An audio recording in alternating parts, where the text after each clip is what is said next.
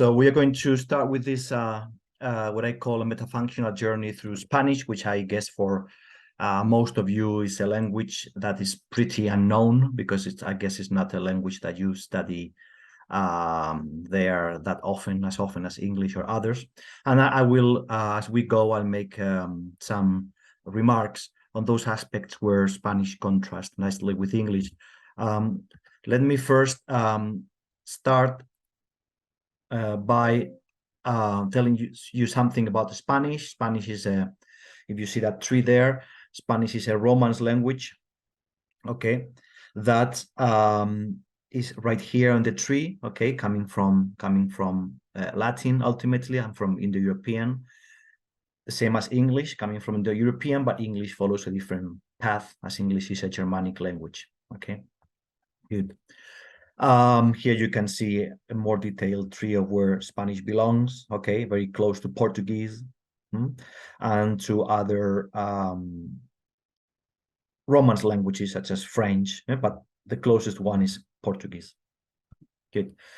Here in green, you have where Spanish is mostly spoken in the world, mostly Latin America and Spain, and a little bit on some parts of Africa, as a mother tongue, as a first language.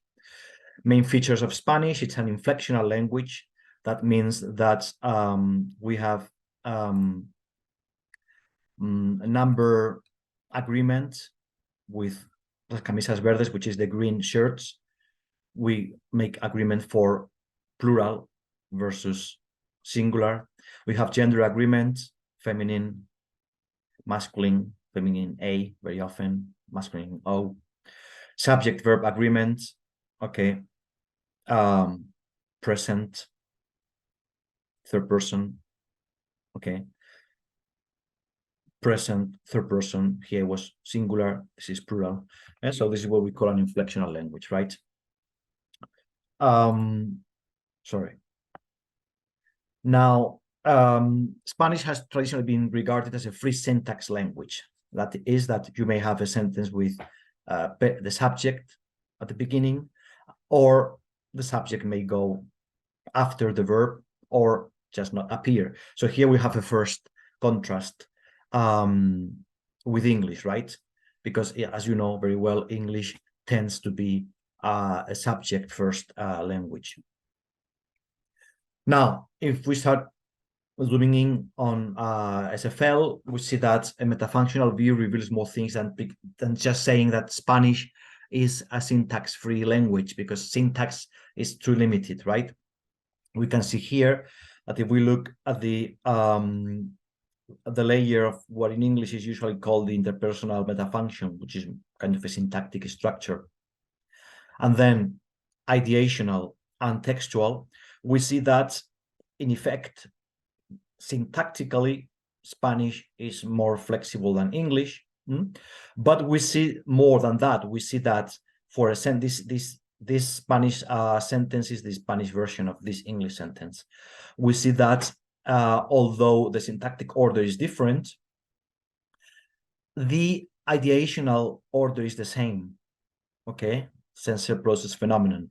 So what we have here, we will see later, is that because English needs to have subject first for declaratives, English and Spanish go into different kinds of metafunctional tensions. Okay, in the end, English has to give way to interpersonal impositions, so to speak, constraints, and Spanish in that respect has fewer interpersonal constraints, and that's why ideationally constituents can be ordered more freely to satisfy textual requirements. Very quickly, you know very well that the additional metafunction has the logical, the experiential, the former responsible for complexing, and the latter dealing with the resources to construe our external and internal experience, right, by processes and circumstances. This would be a typical network for English from Halliday and Matheson. I'm sure you all know this very well, so I won't stop in this. And well, in logically, we can basically distinguish the same kind of relations for Spanish as for English. So we may have elaboration, and in elaboration, we may have parataxis and hypotaxis. Okay. Here, I won't read the examples. What I just want to put forward is that we basically have the same kind of relations. Okay. I will stop mostly those places where English and Spanish contrast. We have extension too. Okay. Remember the extension, whereas elaboration is of the kind equal, no, saying something equal to what came before. In extension, we are adding something, typically with and in English, in Spanish, okay? Or hypothetically, remember that one of the differences with hypotaxis and parataxis is that very often in hypotaxis, we have the beta clause before the alpha clause, right? We can also have enhancement, right? Enhancing, which remember that's typically associated with circumstantiation. We can have it in Spanish too, después, which is after that, okay? Or in hypotaxis, when whatever happens, I will. So in Spanish, these are the typical annexes used for this kind of relations. We can, of course, have projection, and we can also have parataxis for locution and ideas, and basically the distinction is the same as in English. In paratactic projection, we have quotes, right? Either as locution or as ideas, okay, expressed with inverted commas. In hypotaxis, we have the typical reported speech, same as in English, right? Locutions and ideas. A contrast with English here is that in Spanish we always need the nexus que, where in English, as you know, mostly in casual conversation, that, which is the nexus for this kind of reported speech, is dropped. So here we have some specificities of Spanish, okay? And this is where it contrasts nicely with English. When we link clauses, when we we go into we exploit logical resources,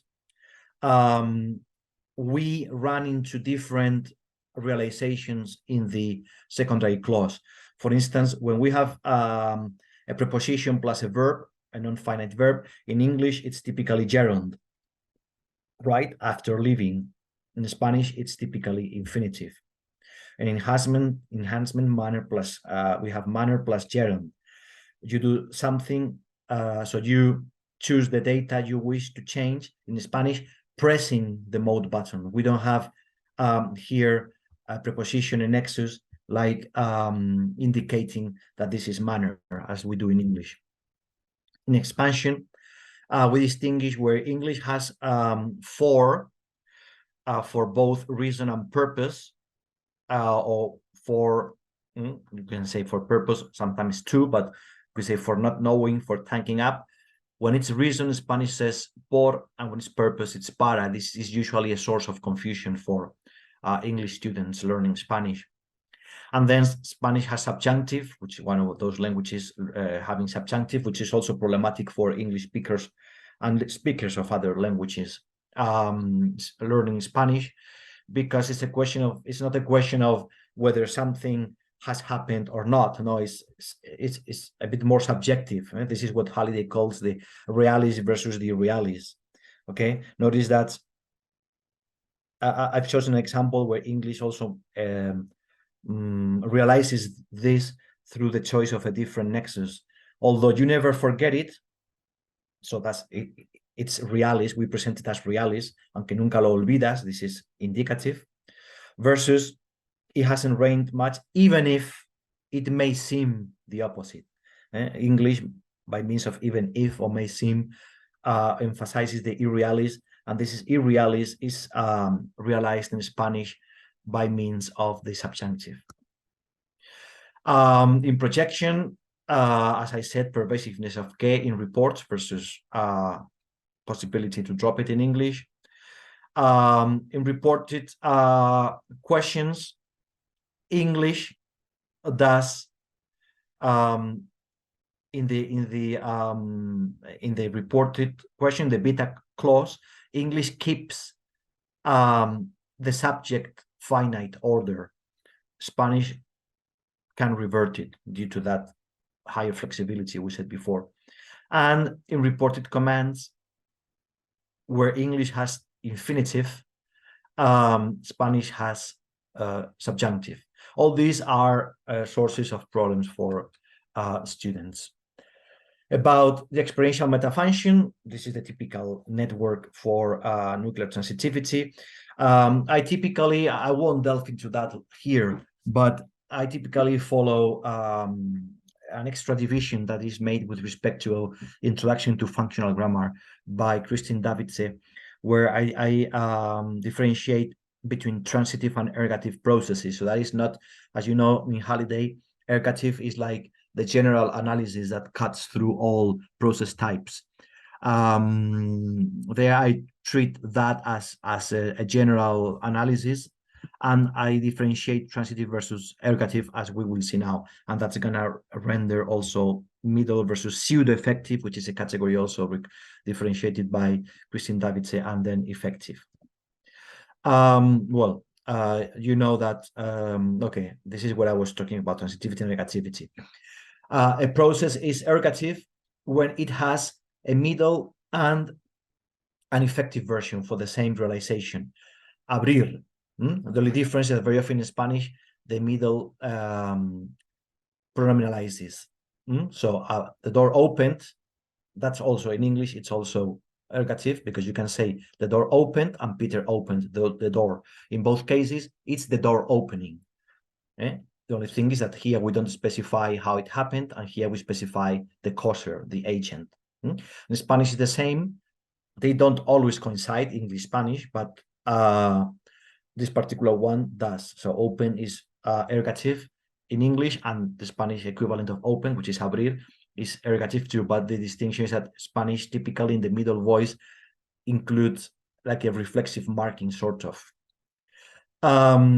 And then this would be a transitive pair, right? It would be a transitive pair because to run in both English and Spanish is only middle. You cannot run something, or if you run something, it has a different meaning. In Spanish, you can never, for instance, say correr with a goal, okay? And golpear, which is to hit, is always effective. It can never be middle. Okay, even if you don't specify the goal, you know that there is a goal there in what we sometimes is called a goal-directed process. So this is the distinction between ergative and transitive processes.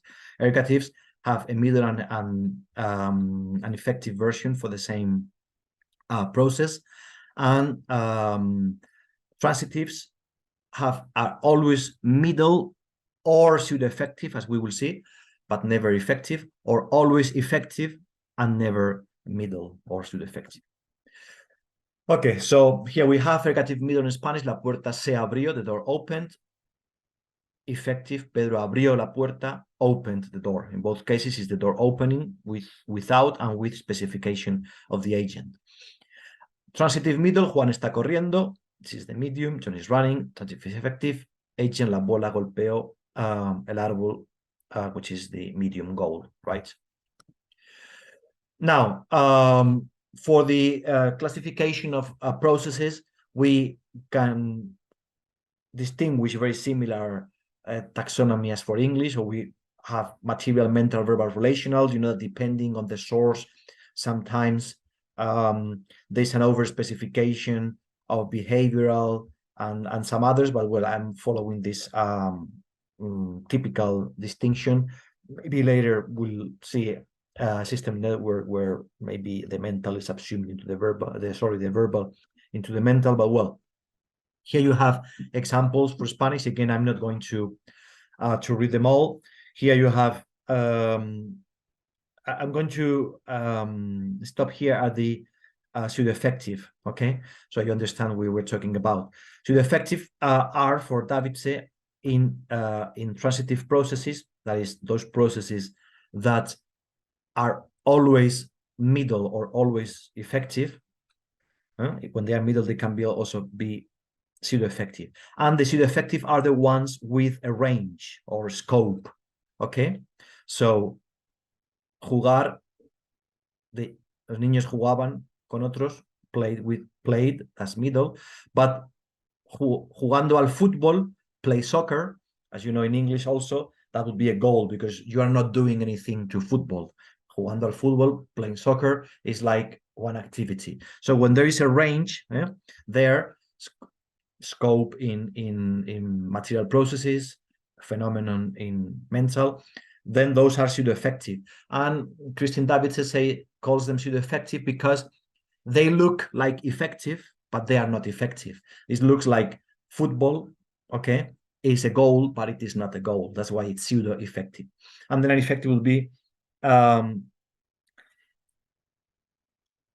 me tirará el micro, will throw the mic. So with el micro, the mic as a goal, right? The same as in English. I'm using here processes that coincide in English and Spanish.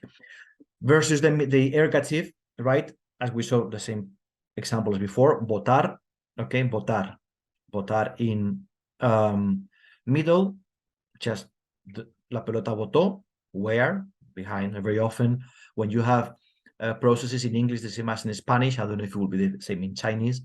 When you have a middle process that is with just one participant and the process, very often you have a circumstance. Versus the effective, Hagginstone botó la pelota, bounced the ball. Okay, so it's always the ball doing the bouncing.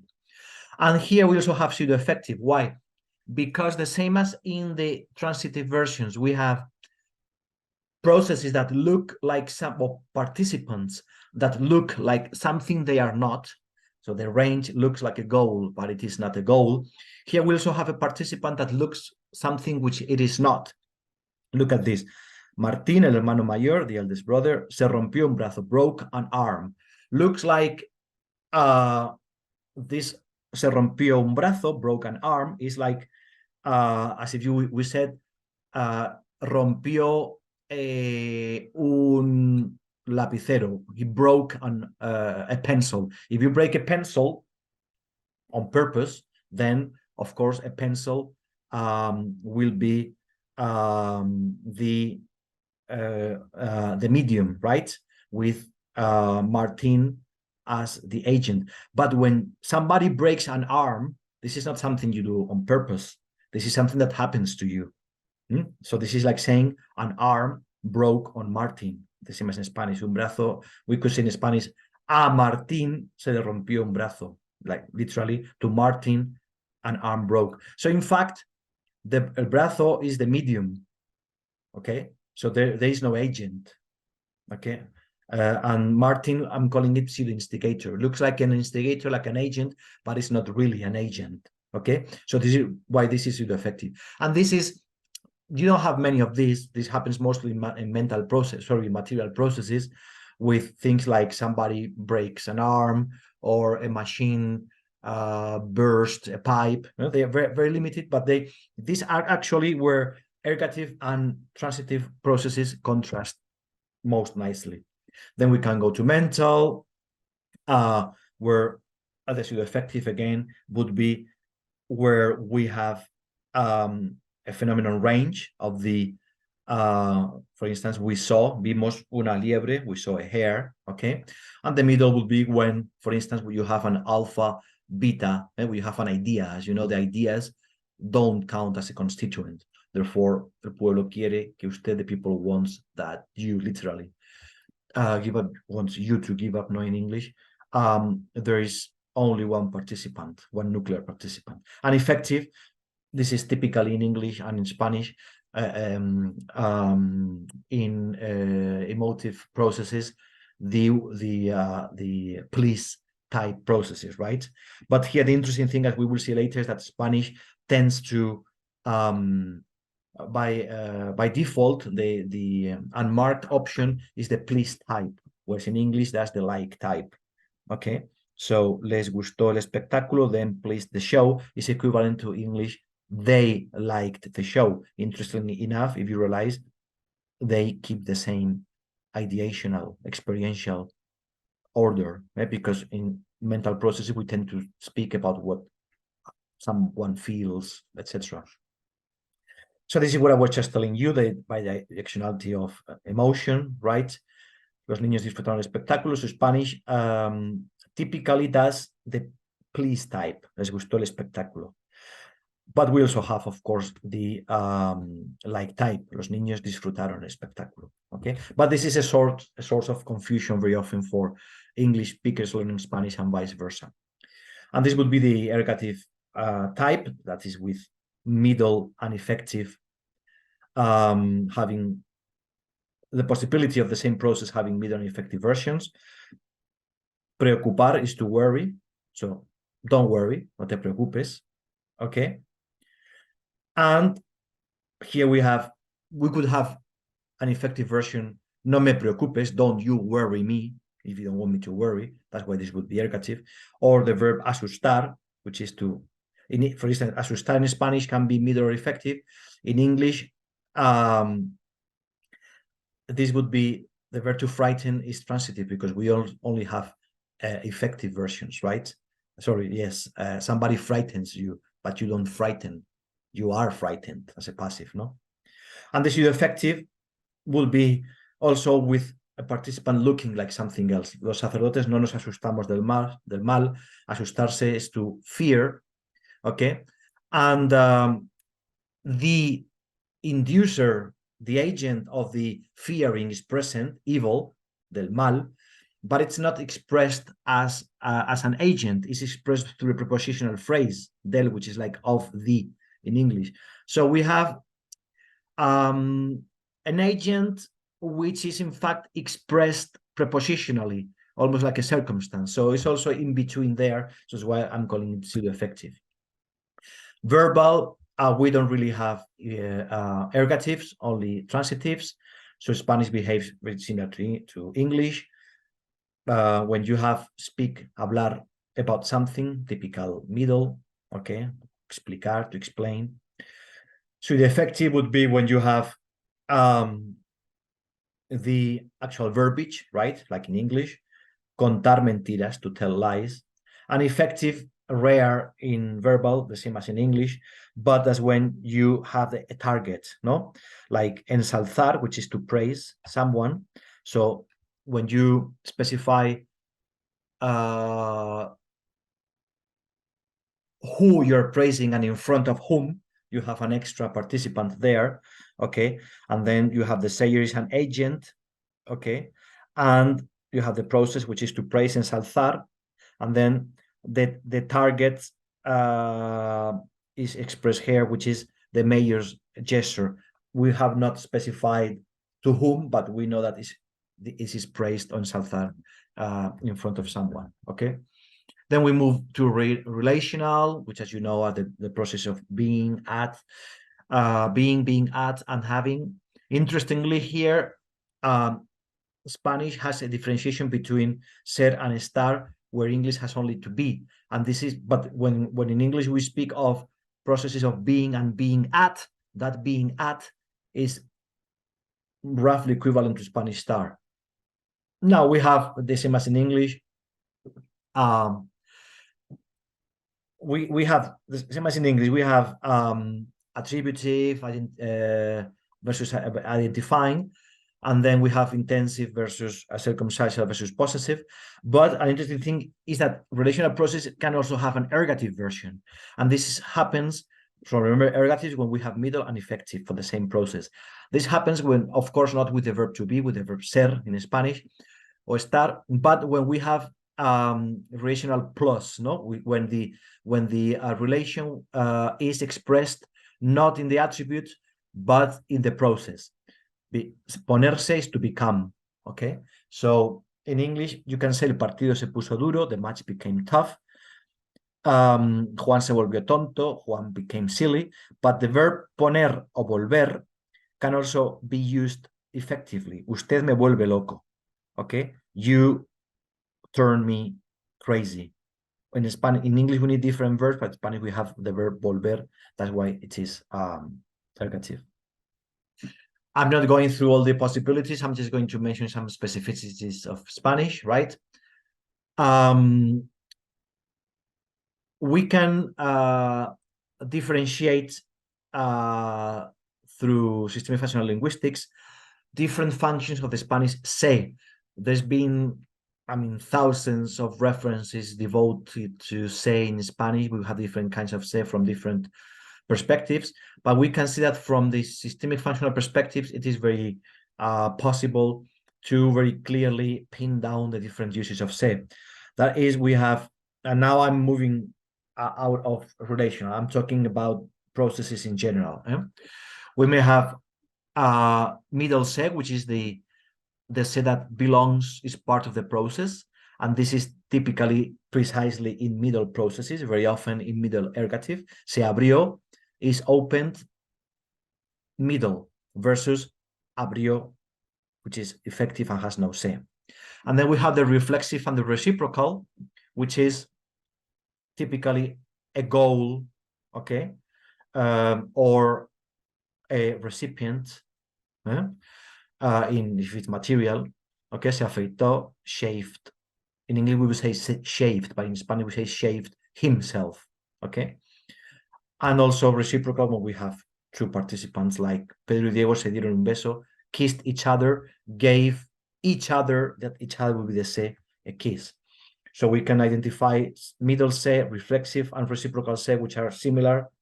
And then we can have impersonal and passive constructions. This is one of the reasons why Spanish does not have as many passives as English, because very often where English has a passive, Spanish uses this se, which very often nowadays is neutralized and is acting as an agent, similar to English one, okay? Cada 4 segundos se vende un álbum. Every 4 seconds, an album is sold, but this is like in saying every 4 seconds, one sells an album. And the passive is very similar. It's just they've been almost neutralized in Spanish, the passive with se, okay? So this is a feature of Spanish. This se, and as we can see, we can differentiate between agent se for impersonal passive, medium beneficiary se for reflexive reciprocal, and then part of the verb of the process se for middle, okay? This is what I was telling you, because of se and because of the possibility of placing other elements than the subject as theme in Spanish. Spanish makes a molded use of the passive as compared to English. For instance, cricket is played all year round, is perfectly in English. El fútbol es jugado, which is an equivalent with football instead of cricket, in Spanish is found, but it's questionable. We could maybe say se juega mucho al fútbol aquí. Okay.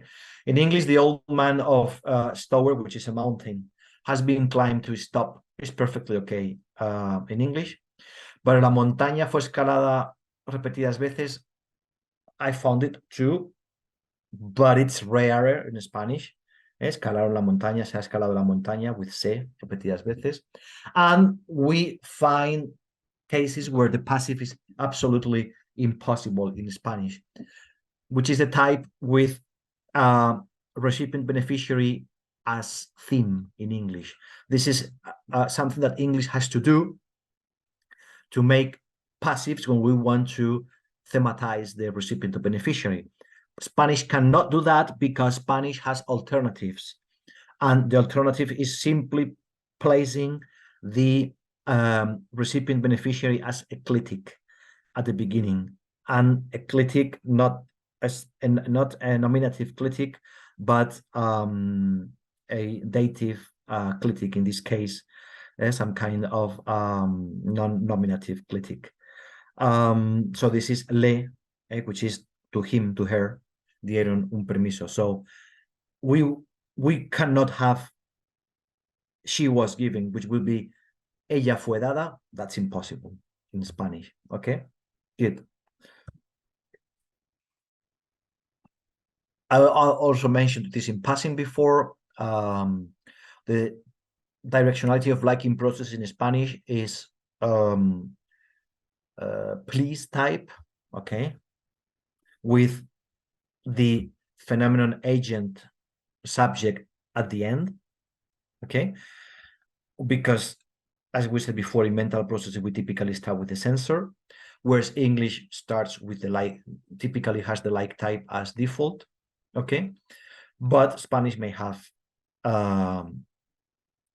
the like type, okay, los niños disfrutaron with the subject sensor first and the phenomenon range later, not phenomenon, agent, as in the please type, okay, which is like your work pleases me in English, which is less used, is more marked than the like type.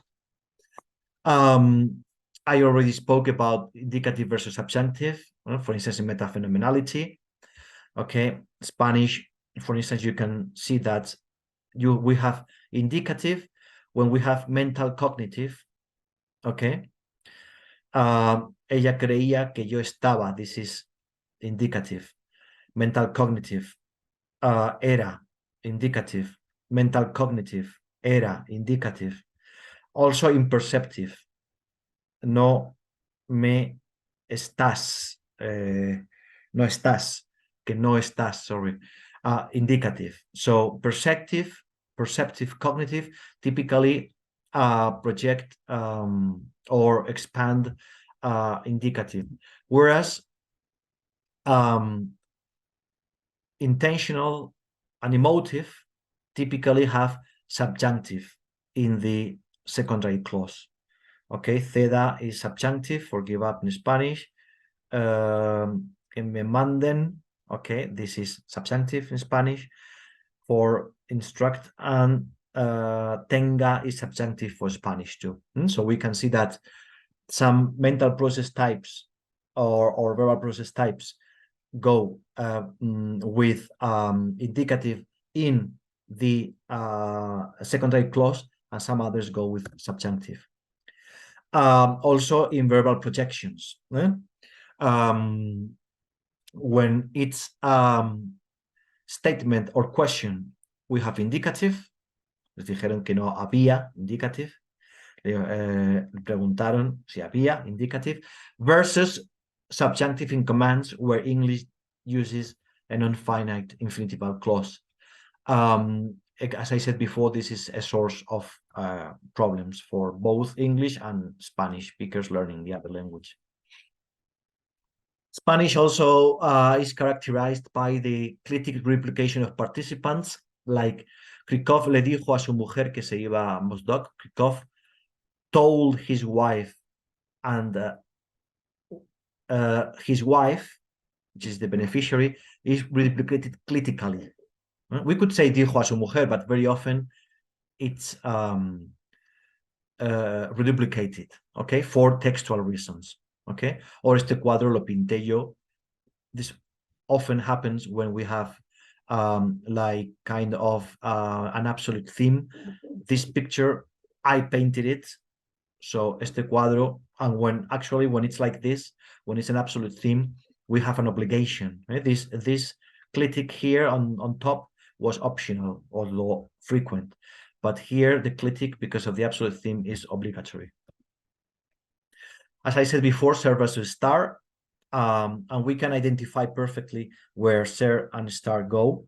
Okay, for instance, in relational intensive class, we have ser, Matías is fat, Matías es gordo, versus attributive intensive state. So here, this is the inherited path after making choices in a system network, okay? Hablan de que Ronaldo está gordo. Ronaldo is fat. So this is ser class versus star state.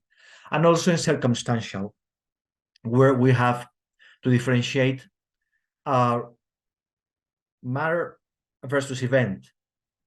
When it's matter, we have estar. José Antonio is at home, está en casa. But when it's an event, we have ser. La fiesta fue, was. So you can, if you, in English, you say, where is Peter? Peter is at the party. And you ask, where is the party?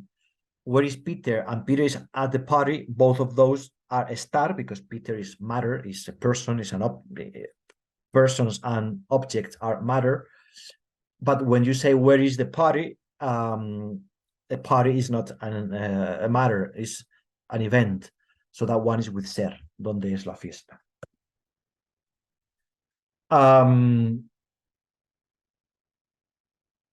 Well, this is when we have, where in English we would say that one was my grandfather's, that English uses the Saxon genitive. Spanish expresses this as participant expressed here with a possession expressed through a prepositional phrase, de mi abuelo. So in Spanish we say that one was of my grandfather. Okay, so it's expressed possessed as a participant. And here they are aim is the same. Actually, the Spanish one has disappeared, but I mean, this is just for English, where Spanish, as I said, had this prepositional phrase here. English has a Saxon genitive here, okay?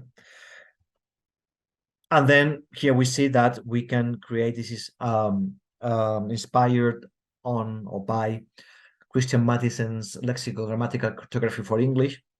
And I've tried to include all the process types with subtypes and the different participants for each type, making the distinction, the fine distinction middle pseudo-effective, effective, and transitive ergative. Okay, so we have here for material, for mental, for verbal, only transitive, as you can see here, and relational, including existential. Okay. Now we move on to the interpersonal metafunction. We should go faster now because this is not as complex as the experiential. As you know, responsible for the resources to establish and maintain communicative interactions. Okay. These are the 12 speech functions in the mood system, taking from Halliday, taking into account the purpose of the exchange and the object of the exchange, giving or obtaining information and goods and services. And here we have the initiating moves. Okay, statement, offer, question, command. You're all familiar with that. And the responding moves, whether supporting or confronting, acknowledgement, contradiction, etc. This is just as a refresher of what we're dealing with here. We also have polarity and modality systems. Polarity, everything between yes and no, and modality, probability, usuality, willingness, obligation. Now, if we go back to speech acts, we can request information, typically with the WH questions in Spanish are typically with que, okay? Spanish has no finite, like English. English requires the finite there to differentiate questions from statements, but Spanish has no finite. That's why English has the very fixed order, subject finite in statements and finite subject, or WH finite subject in questions. Spanish has just the process, and the subject may be before, after, whatever. That's why we don't differentiate a finite in Spanish. We only differentiate a predicator function that, according to Quiroz, a Chilean researcher, together with an eclectic that may go before, makes up the negotiator function, which is the interpersonal function in Spanish. We will have yes, no questions, tienes hambre, okay, no specification of the subject, which is very often in Spanish because of the inflection, okay, or we may have it, usted sabe, subject plus predicator, giving information, that's a statement, okay, nothing special. Again, the most salient here is that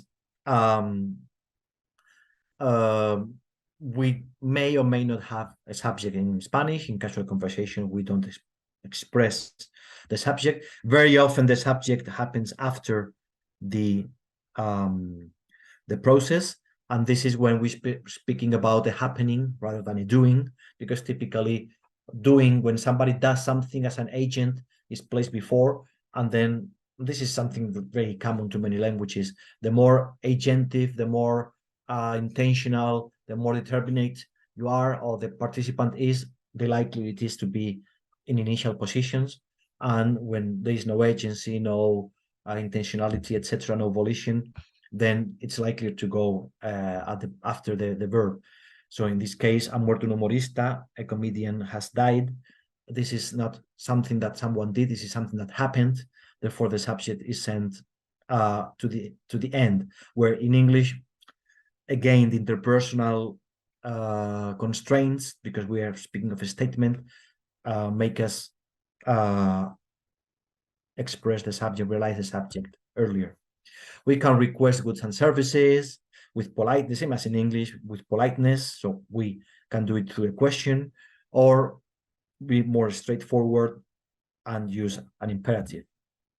We may offer goods and services. Okay, so we may offer to do something with interrogatives, imperatives, declaratives, similar to English, but we'll see some specificities later.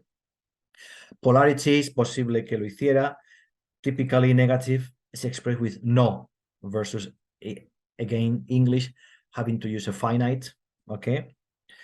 Double negation in Spanish, very, very often, okay? No ha venido nadie, okay? You have to do double negation when the negative adverb or the negative word is after the negative participant is after the process. You have to negate again, no ha venido nadie versus nobody has come in English. And on the other hand, and here Spanish is closer to English, when the negative constituent is before the verb, then we cannot use double negation. So we can think that probably English does not do double negation because the negative constituent is also before the process. We can have tags like in English, but the difference is that in English, as you know, we adaptate the tag, at least in British English, to the mood of the main clause, whereas in Spanish it's invariable, always no, cierto, so there's no polarity reflected in the mood tag. A bit similar to what happens in American English, right, where we have right all the time. We have some modal expressions, modal verbs, modal tenses, but let's move on to specificities. As we said, no distinctive mood structure, so there's no subject, finite, finite subject, where we have we may have subject finite or finite or subject process or process subject. That's why we don't make it, we don't differentiate between a finite and a predicator, always predicator. Offers and commands are not modalized. Okay, so yo te lo explico. Okay, in English you're going to say I explain it to you. You have to say I can explain it to you, I'll explain it to you. In Spanish you can just use the blunt present simple. Or me das las llaves, literally, do you give me the keys? In English you cannot use the present simple. You have to say can you give me the keys? You have to modalize them some way, no? Double negation, as we just saw, so we won't delve into it again. And invariable tag, as we also just saw. For the expression of modality, we have some impersonal expressions that we use all the time. No hacía falta que, it was not necessary that, puede que, it may be that, seguro que, sure that, where English tends to express the modality more with the verb, with may, etc. Modal verbs are not effective in Spanish, like can, may, etc. Are not conjugated in English, but in Spanish, we can conjugate the modal verbs, ha debido, etc. Okay. Now, the textual metafunction, as you know, with the theme, the systems of theme and information structure, mostly. Okay. And as you know, this is the way they combine. We have multiple theme group. We have typically the textual first, and the interpersonal, and the ideational, and then comes the rim. And typically in the unmarked version in English, and very often in Spanish, the given corresponds with the ideational theme and then the new.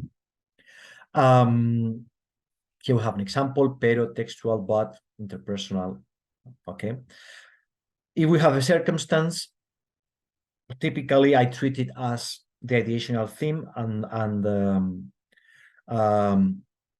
which may be or not with the following participant. Okay, here this is an example including the following participant as part of the theme. I typically include, you know, in the literature, some authors say that circumstance extinguishes the potential, some others don't. Here we have an example where it is being treated as not exhausting the potential. And this is in the case of absolute theme, okay, with eso, that you don't, not even you believe, eso, okay, would be the theme. So we may have subject theme, like in English, mis padres llegaron al mediodía, but we may often have verbal theme, han llegado, there is no subject here, and we treat an as the theme because the inflection of the verb includes what would be the equivalent of English they, okay? Or we may have the subject after, this is the subject after the process, and in that case the process is the theme, okay? We may have complement themes. Esta me la compré hace más de 20 años. This I bought it over 20 years ago. Very typical in absolute themes. This in English is a lot more marked than in Spanish.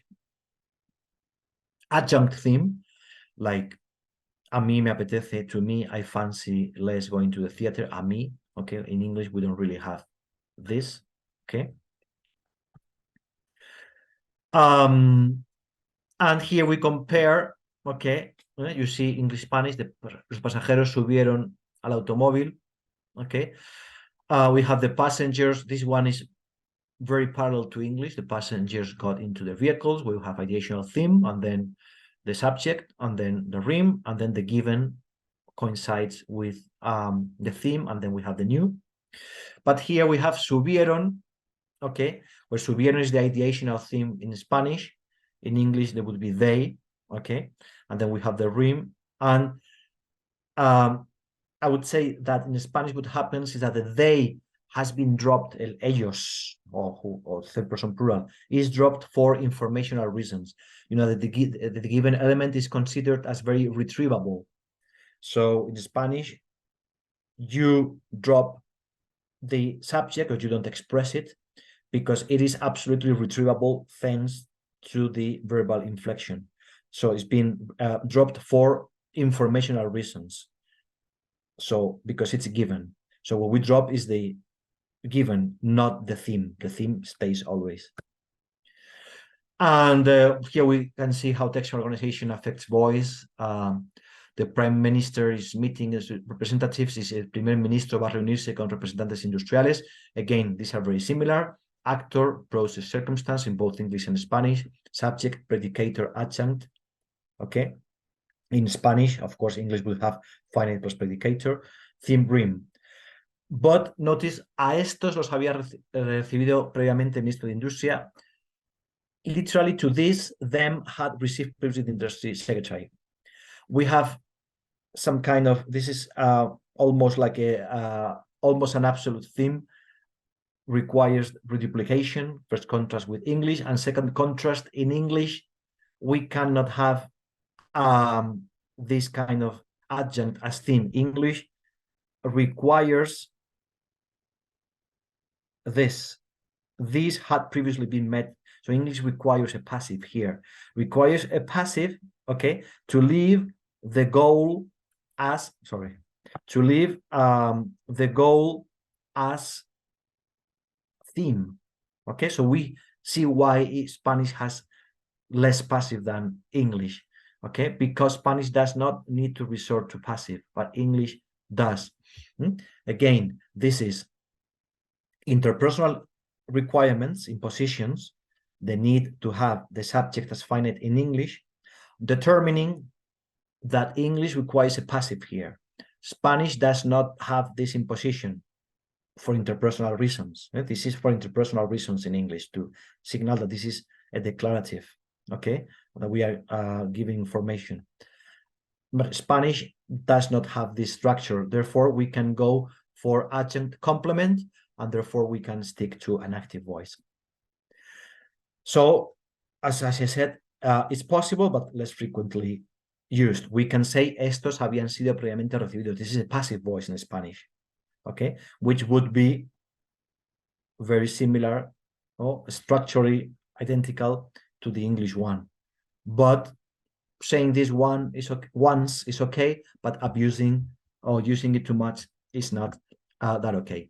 And this is the end of my presentation. I hope I was clear enough. I know Spanish is not an easy language for you, but now we have 10 minutes, as I was requested, for questions and answers, if you may ask something. Thank you very much.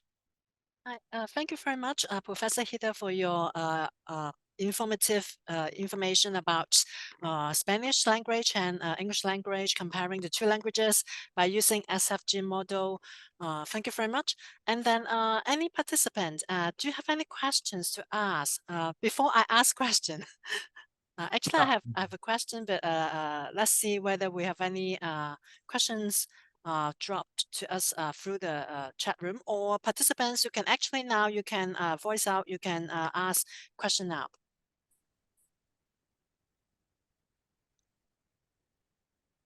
Okay. So actually, Professor Hida, I have two questions. Okay. First of all, you mentioned that passive voice that is not very frequent in Spanish, although there is passive voice. So usually, in what situation passive voice will be used in Spanish? In which situations?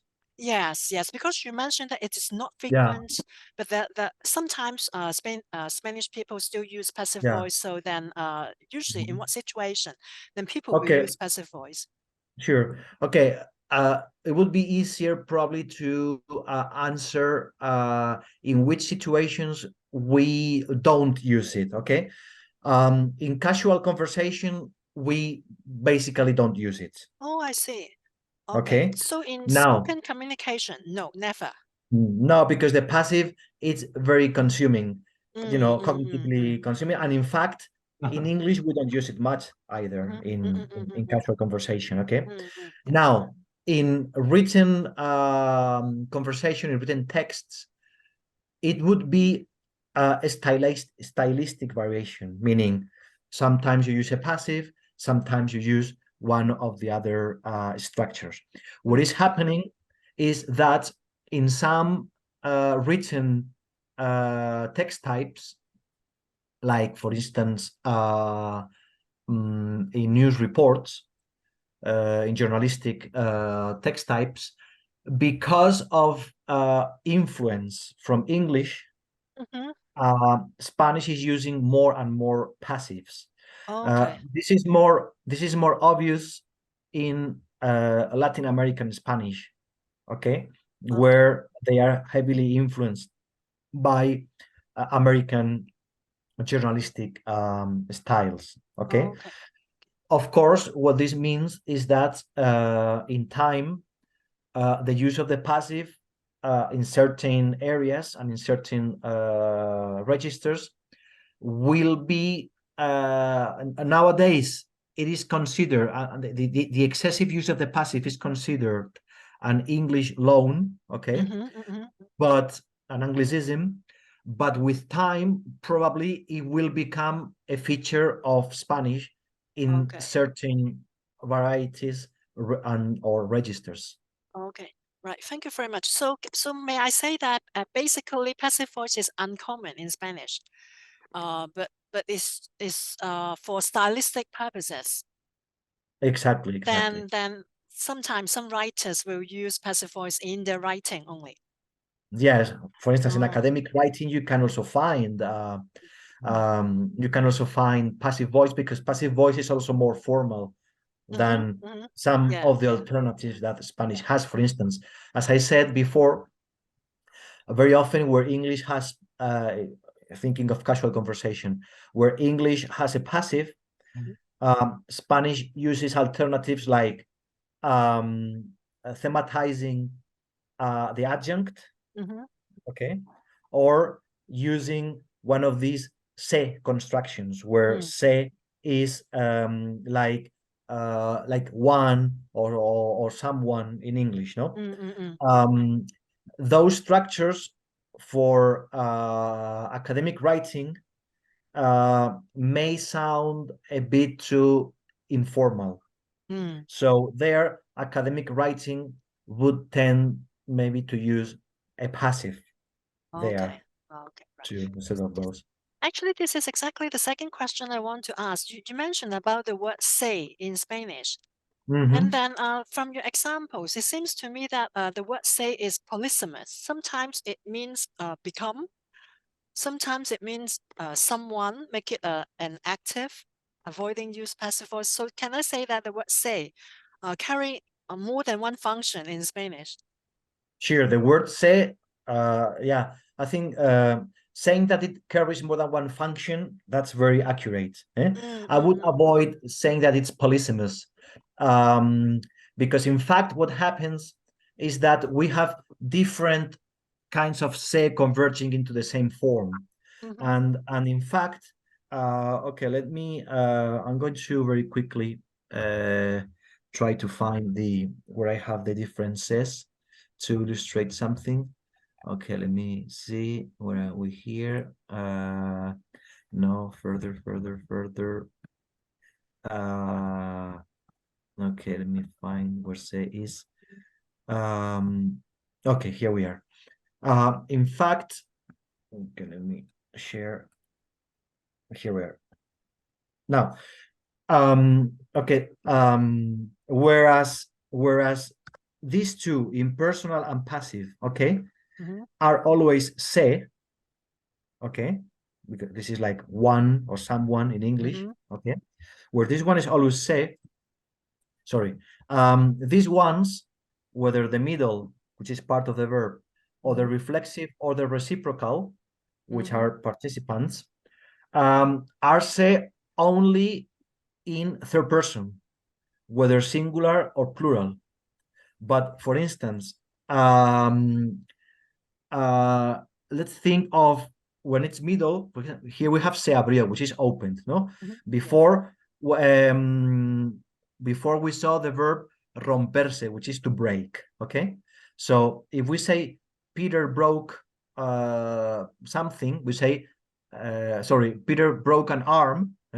Pedro se rompió un brazo. Okay, or the table broke, la mesa se rompió, fine, but this is always third person. But if I'm talking about myself, I wouldn't use say, I would use me, which is first person. So Pedro se rompió, but yo me rompí.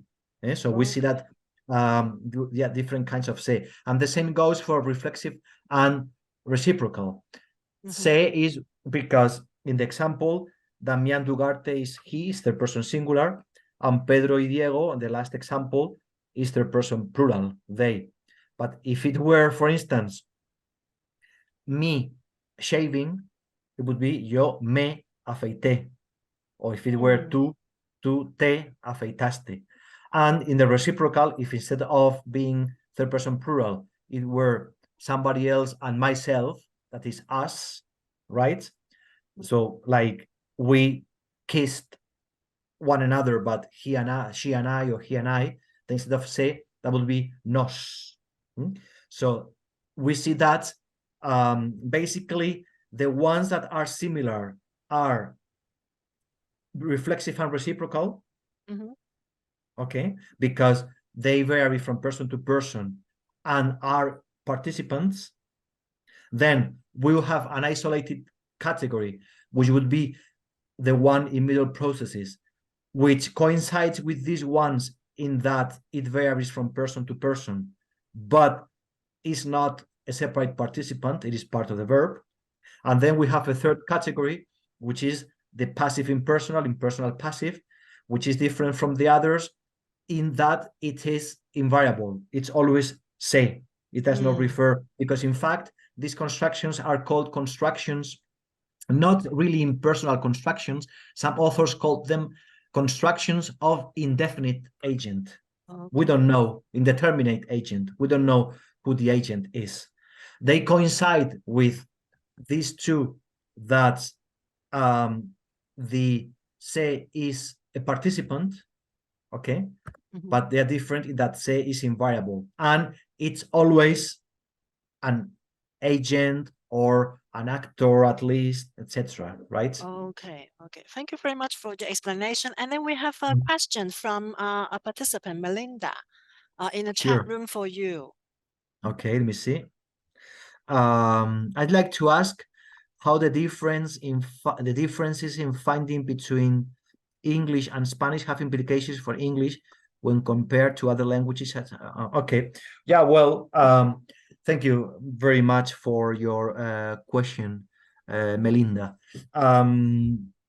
Well, it has very important implications, and I'm just going to make a generalization so that it doesn't take us too long. But the main implication is that what this shows us, and you have probably heard about this or read about this somewhere, is that we have to be very careful first to differentiate between theory and description. Okay, and related to this, we have to be very careful when we are describing a language.